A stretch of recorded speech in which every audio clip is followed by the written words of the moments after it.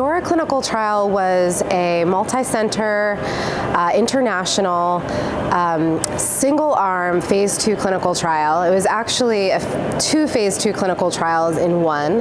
There was a randomization, but that was only for enrollment purposes. And essentially, patients were randomized to either Olaparib or Olaparib plus Durvalumab after demonstrating a clinical benefit to first or second line platinum therapy in patients with advanced triple-negative breast cancer.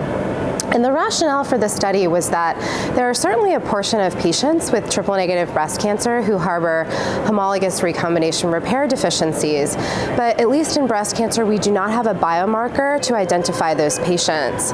In ovarian cancer, platinum sensitivity is a surrogate biomarker in some ways to identify those patients who may derive benefit from PARP inhibitors, but this approach has never been studied in triple-negative breast cancer, and that was the rationale of the study, was to see if platinum sensitivity could serve as a surrogate biomarker for those who may benefit from a maintenance PARP inhibitor strategy with or without immunotherapy.